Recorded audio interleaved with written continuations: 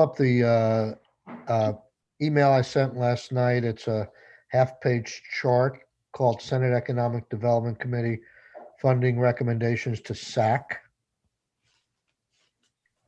And if we don't have it, we'll figure out a way to get you one.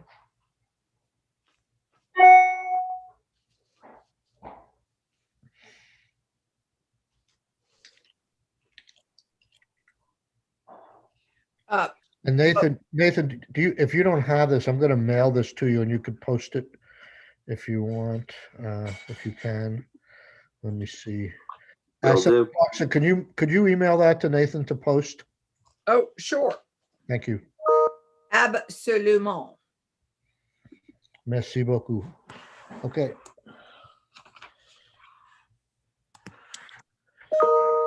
Okay, so what we have, here's our challenge. This is, this is a year unlike any year. And the conversations I've had with Senator Kitchell have been good and productive. And I'm thankful that she's involved the policy committees in a lot of these decisions, looking for recommendations. Obviously, the Appropriations Committee can do what they want, even with our recommendations, but I think she will honor our recommendations. But the big but is that we have, between the governor's asks for FY22 and what the House has in 159, we have about $92 million in requests, and she's effectively saying that we can only spend 40 million of that. So that's our challenge. I think it's wise, and given what has happened, that we try and respect her request. And maybe we can go a little over, but I think whatever we do, she's going to wind up spending $40 million on these things. So we should probably make our choices known. Mr. Chair, as you go through this and present it, you might also begin by saying what's not in the $40 million request, because they all are also in our purview. I will. And people can certainly ask me questions as they go, because I'm sure there'll be a lot of them. But the big one is that housing, this is just economic development. Housing, they're really not requesting our suggestions on housing, because they're basically funding everything that the governor has asked for, and it's so much money. Everything that we would have wanted, including some of the things from some of our other bills, are in the budget or likely to appear in the budget. So we don't have to really spend much time on housing. No, and if people want to remind yourselves about what we are spending in housing at the moment, you can look at the chart from Steve Klein and Stephanie Barrett, the one with the colors, this one, and the housing is at the bottom. So this is just the economic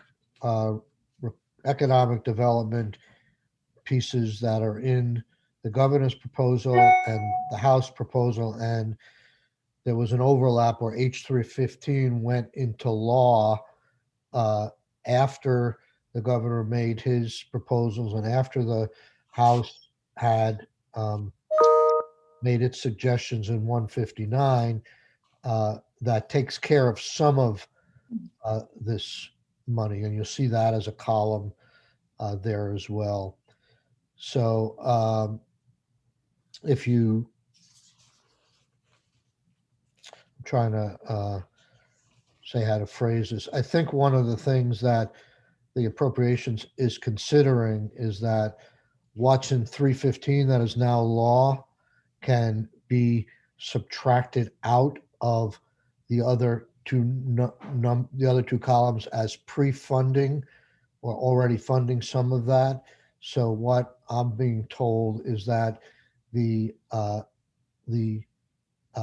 column which says H315, that actually totals 15.5 plus another 5 for vocational Vermont outdoor recreation funds.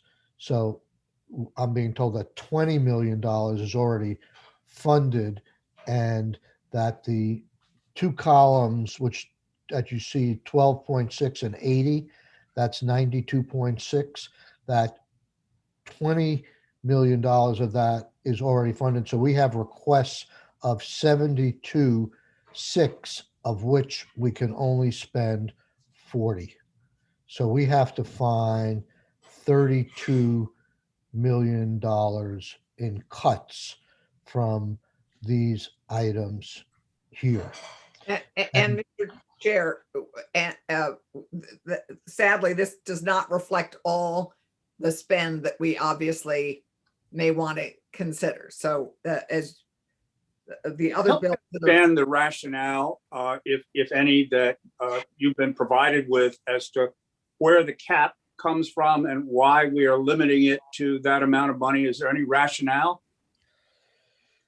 I don't have the answer to that, other than in her putting together all the monies in the budget, this is what she says she can afford to spend in this amount. That the appropriations committee, I guess, for instance, a lot of this is ARP funny, and they've come up with a figure, ARPA money, ARPA. ARPA money, that they've come up with a figure that they want to stay within, and they've done broadband, they've done climate change, they've done that, and they've allocated this to us. And I mean, we could theoretically propose everything and say, you know, we could just say fund everything here, and then they'll make the decisions as to where they get down to save the 40, where they get down. I guess what I'm really asking for is it that we only want to commit, or they only want to commit a certain amount of a much larger amount within this period, and then wait for some strategic reasons such as federal guidance to do so later? Or is there a limitation of the amount of money in total that may be available?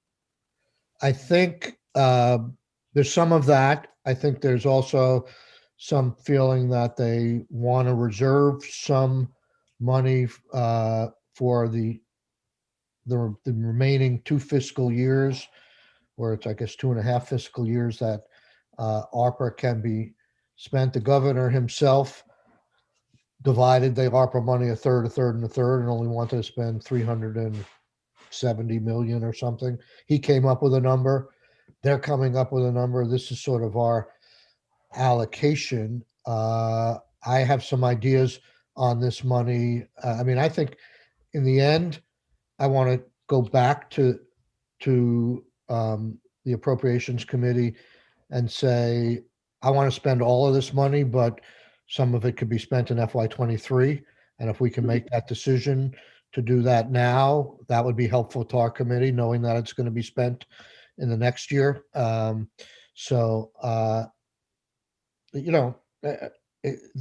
is some rationale. I mean, I think, for instance, and we're going to talk about these things, like, I think maybe because it's fresh on our minds, the seed capital and maybe the restaurants, we might want to say, yes, fund this, but fund it assuming that we can get it from these other pots of money. So keep the hope for those people alive, but not necessarily take it out of either general fund or ARPA. Right. And Well, that was one of the questions as I looked at this total of those things that we characterize as general fund money. My first question was why? Why couldn't it not be used using ARPA funds for each one of those? Well, it's chump change, obviously. I know it's only $1.4 billion, but I think that all three of these things are in 159, and none of them are base builders. They're all one-time funds.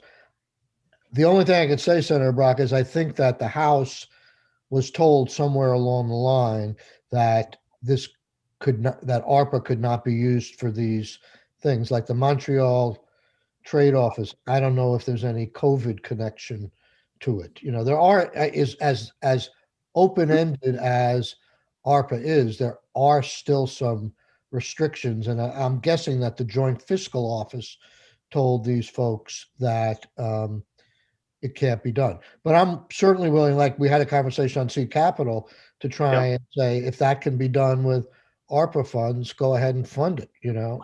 Yeah, I mean, absolutely, that's the case, and that may be worth a phone call at some point to JFO. Right, right. Okay.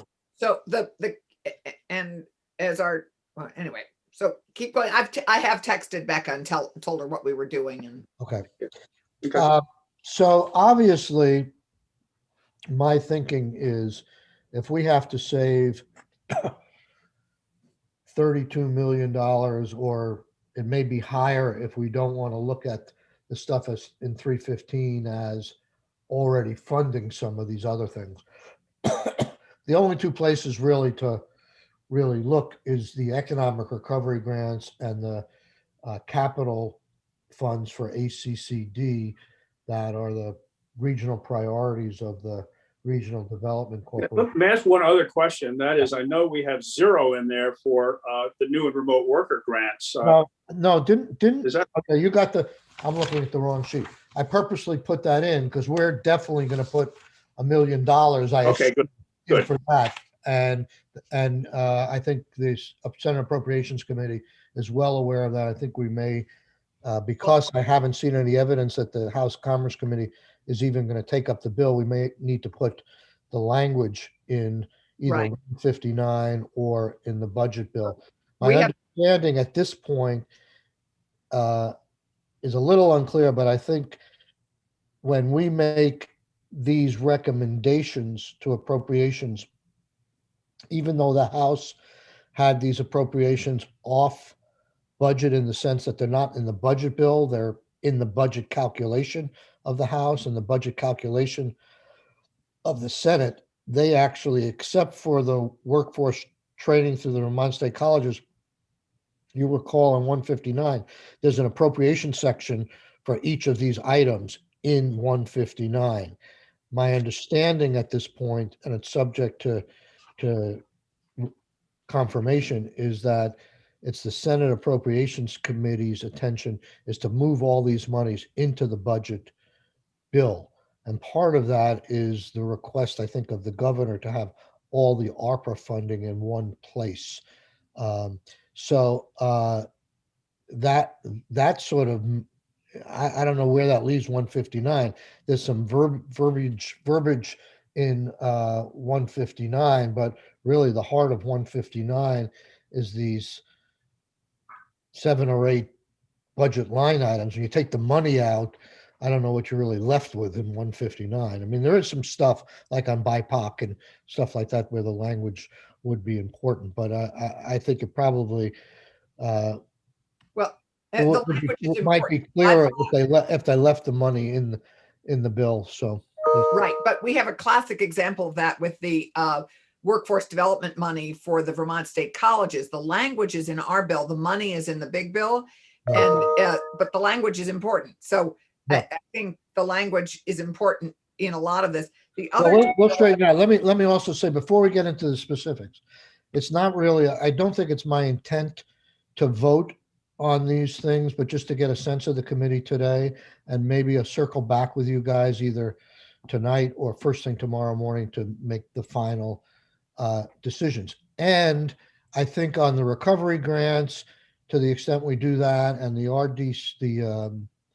the capital money, the 22 million, to the extent we do that, it's my intent to work on some language that accompanies the money, but I don't think I've written Jane and said, if you're going to put this stuff in the budget, do we need to get you the language tomorrow, or is it sufficient to get the number to you and we can put some general language in and we could do a floor amendment, or the thing may hang over to next week, and over the weekend and early next week we can put the guardrails that, if any, we choose to put on these programs. It's not just those two, but others as well.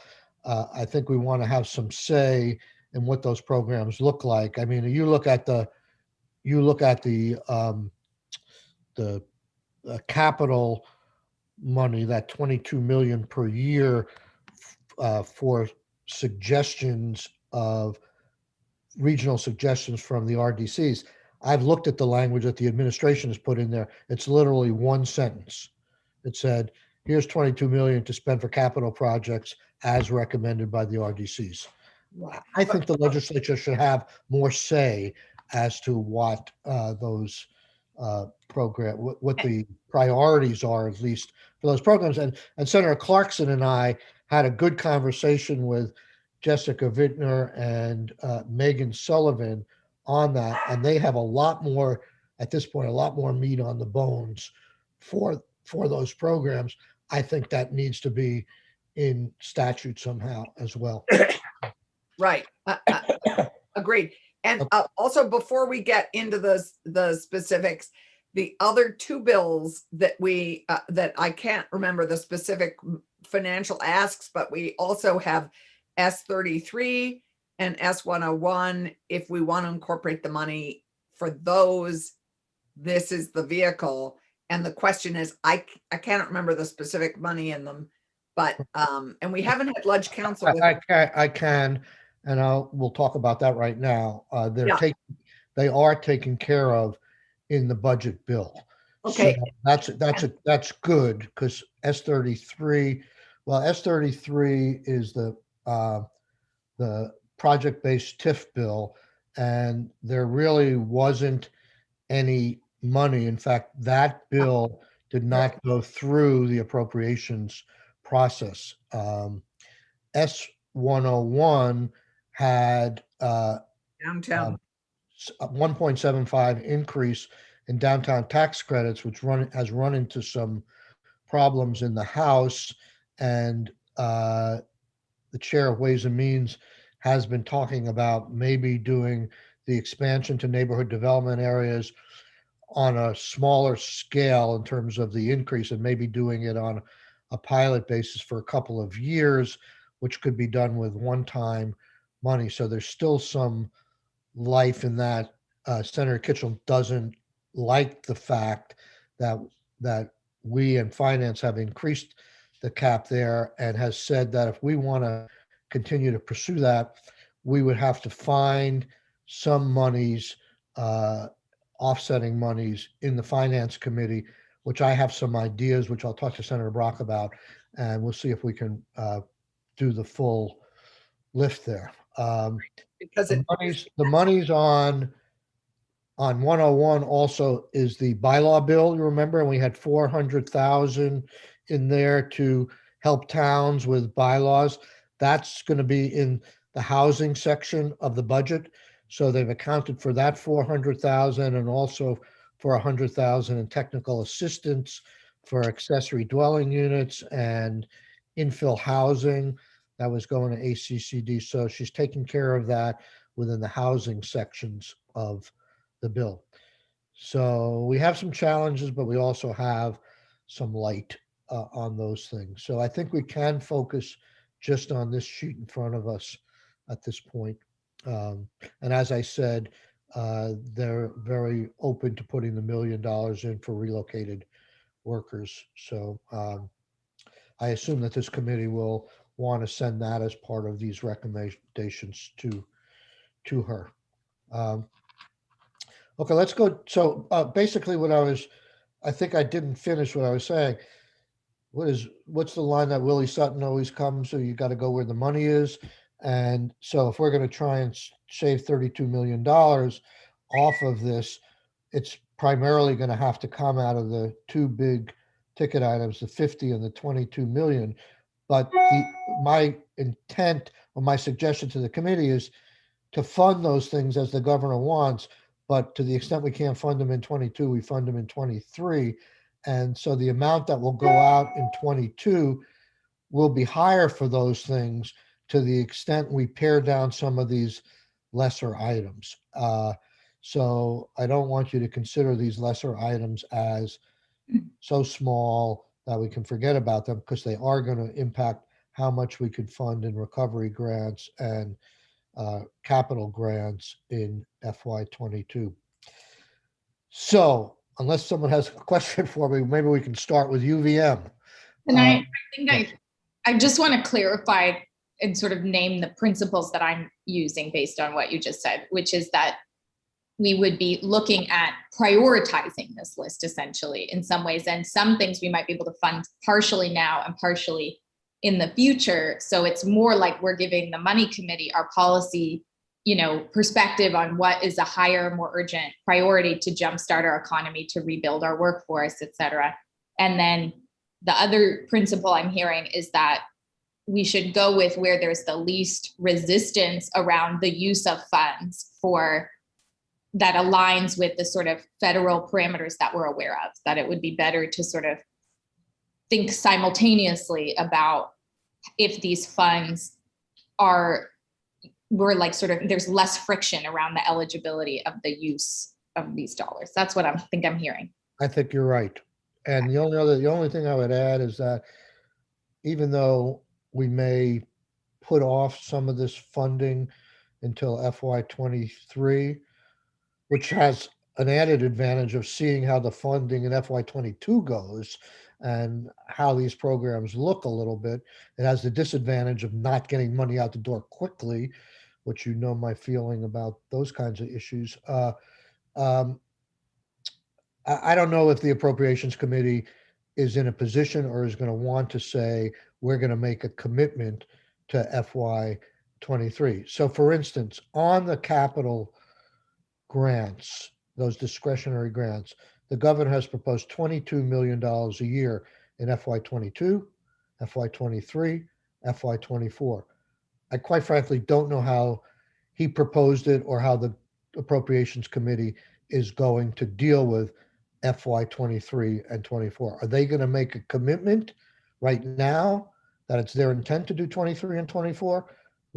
Subsequent legislators could always change that. But I don't know if they're going to say anything about it, that here's $66 million to be spread out over these 3 fiscal years. Or are they just going to say, here's $22 million, if that's the number, that we're going to do in FY22 and we'll deal with it. I don't know, Senator Ballant,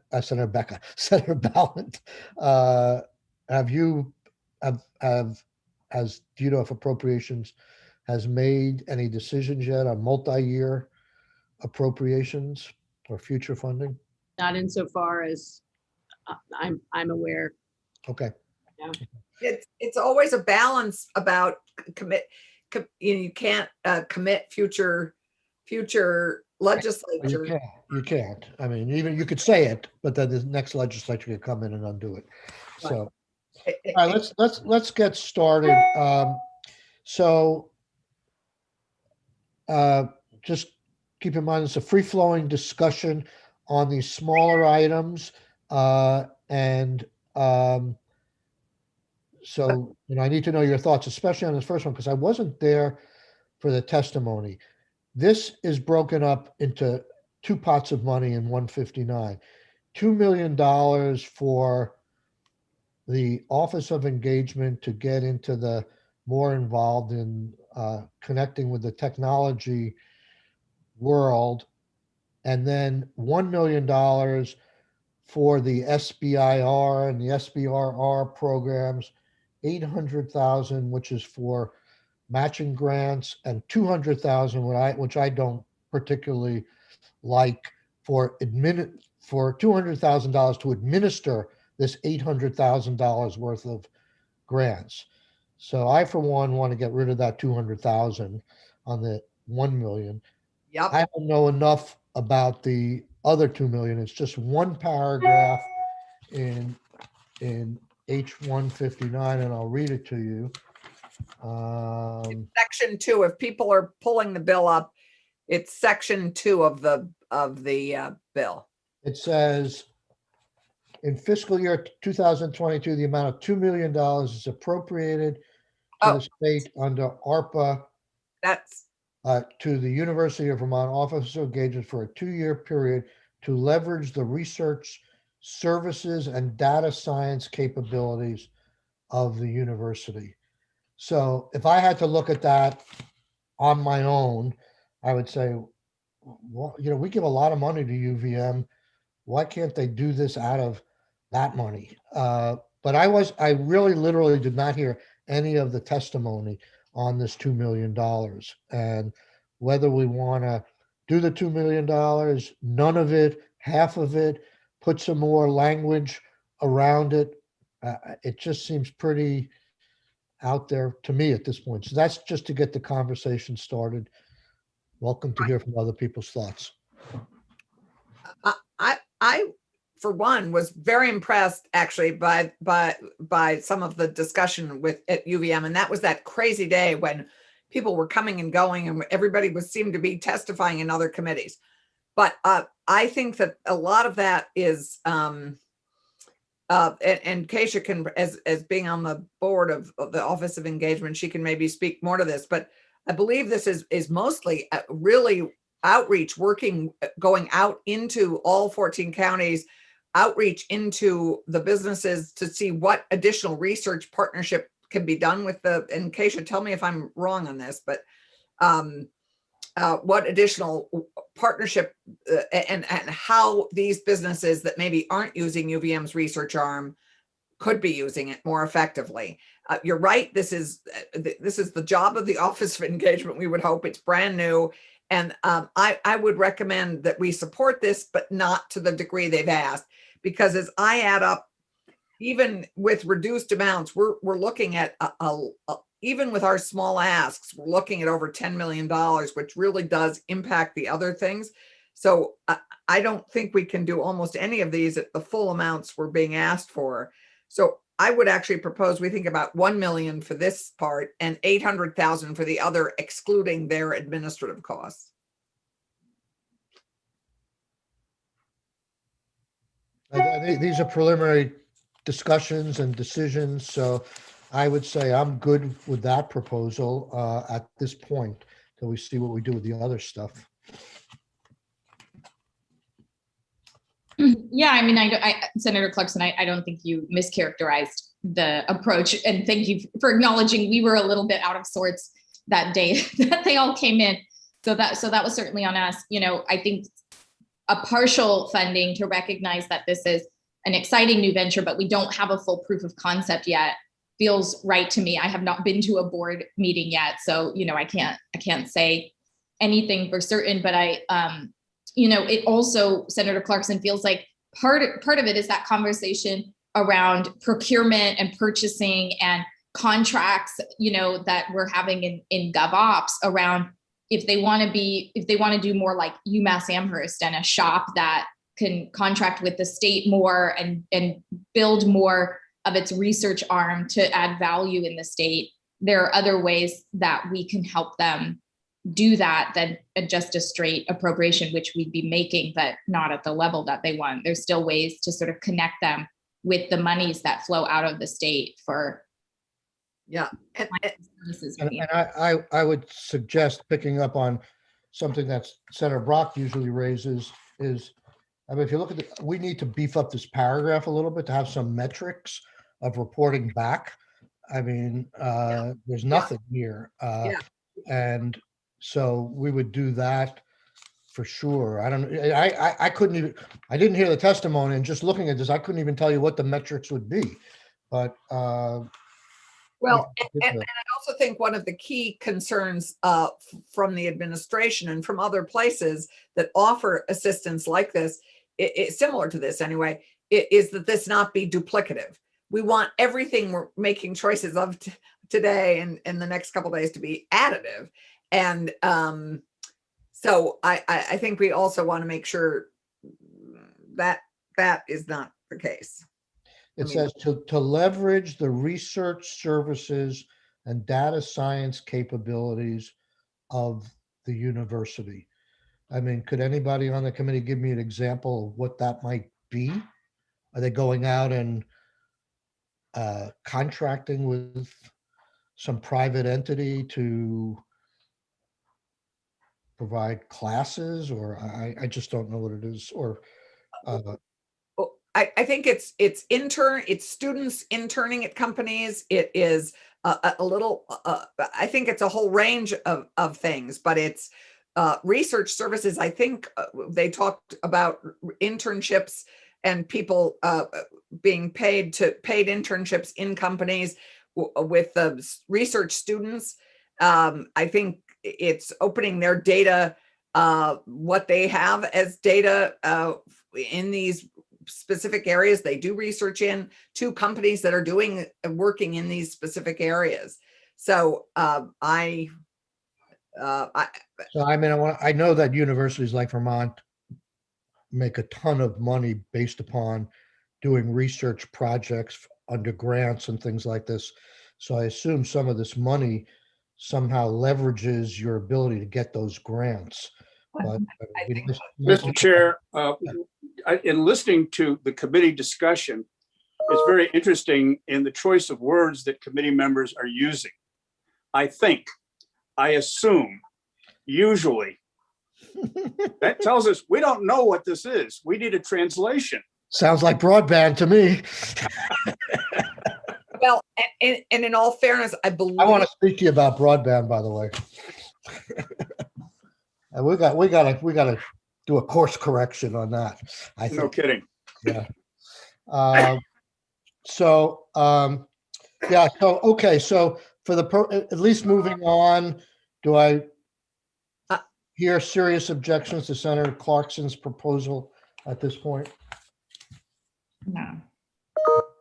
No, but I do think it would be useful for us, and this could be just in the form of a note, ask for a translation as to what this means. well, And it's A, what are they going to do? And two, how are they going to measure to tell us whether or not they did it? yeah, and in all fairness, I think that there are they gave us documents that perhaps we just need to look at a little more fully. And I am I'm just looking under the engagement by the numbers and the Office of Engagement, the two pieces under the President Garamella's witness. We have a number of handouts on this, and perhaps just given this proposal, before we discuss it further, we all take a peek and look at that, at these three documents. Okay, moving on, embrace grants. My sense from the committee is people really like these as a small set aside to all the other recovery grants monies. It's a unique, sort of a unique niche. Any thoughts on this, whether you want to have this or leave it alone, or? I feel we've been champions of micro business.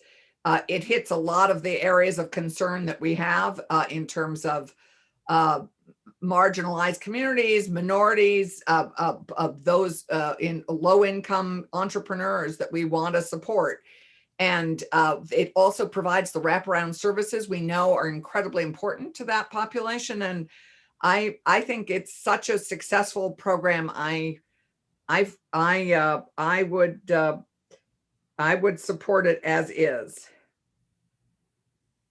And the technical assistance piece, we should note, is already in the budget. You'll see further down on this sheet, the $200,000, that's already accounted for in the appropriations base. Right.